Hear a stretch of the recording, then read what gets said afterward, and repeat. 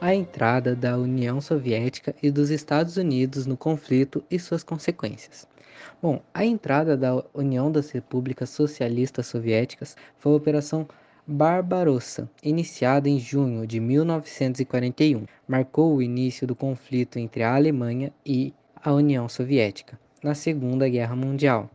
Porém, as desavenças começaram em 1933 e desde então a tensão entre elas aumentaram, fazendo com que fosse necessário assinar o Pacto Germano-Soviético, que proibia o confronto e firmava acordos econômicos.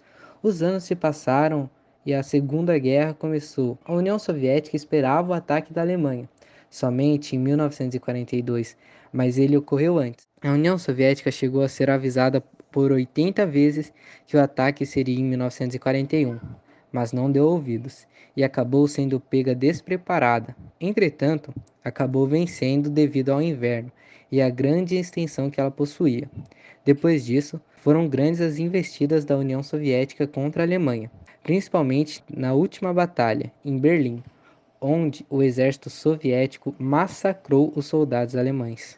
Os Estados Unidos até então não haviam entrado na guerra, porém, no ano de 1941, o presidente norte-americano Franklin Roosevelt enviou tropas do exército estadunidense para a Europa. Isso ocorreu devido ao ataque a Pearl Harbor, onde os pilotos japoneses jogaram seus aviões contra a base norte-americana. Ao final do ataque, deu que a base havia sido totalmente destruída e o Japão tinha 29 aviões abatidos. A entrada dos estadunidenses foi fator primordial para a vitória dos aliados, porque possuíam um forte e organizado exército e uma enorme capacidade bélica. A participação das mulheres nas guerras sempre foi diversificada. Atuavam nos bastidores, na frente de combate, travavam lutas violentas, dirigiam tanques e ambulâncias e foram operárias nas fábricas de armamentos e munição. Apesar de tanto ativismo, não eram respeitadas o suficiente. Por isso, vamos falar de algumas mulheres importantes para diminuir ou acabar com a guerra. Irena Sandler foi assistente social responsável por salvar a vida de mais de 2.500 crianças durante a Segunda Guerra Mundial. Ela trabalhava no gueto e tirava as crianças dali para levá-las até um lar temporário. Para isso, Irena chegou a utilizar vários meios para esconder as crianças, como cestos de lixo, caixas de ferramentas, sacos de batatas e até caixões. Por salvar a vida de tanta gente, ficou conhecida como a Mãe das Crianças do Holocausto, ou o Anjo do Gueto de Varsóvia. Joan Clark, britânica, matemática e criptoanalista, foi a única mulher aceita no grupo de especialistas que conseguiu decifrar o código Enigma, utilizado pelos alemães durante a Segunda Guerra Mundial. Sob o comando de Alan Turing, essa equipe de especialistas teve um papel decisivo na vitória das tropas aliadas. E Hedy Lamarr. Durante a Segunda Guerra, ela e o compositor e inventor George Antheil criaram um sofisticado aparelho de interferência em rádio para despistar radares nazistas. A ideia surgiu quando a dupla estava fazendo um dueto ao piano e começaram a conversar entre si, alterando os controles do instrumento. Ou seja, Lamarr descobriu que, se o emissor e o receptor mudassem constantemente de frequência, somente os dois poderiam se comunicar sem medo de serem interceptados pelo inimigo. O Holocausto ou solução final.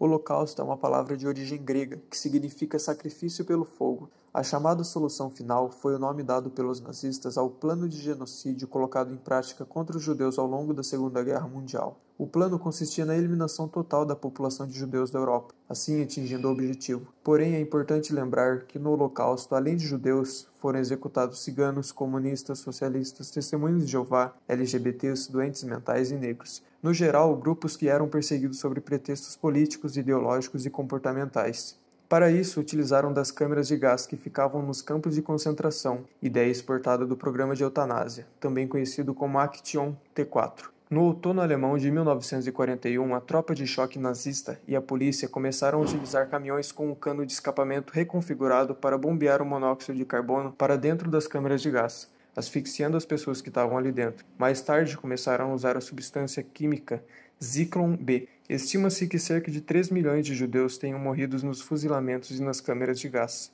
Outros 3 milhões morreram em decorrência dos maus tratos, exaustão, fome, doenças, etc.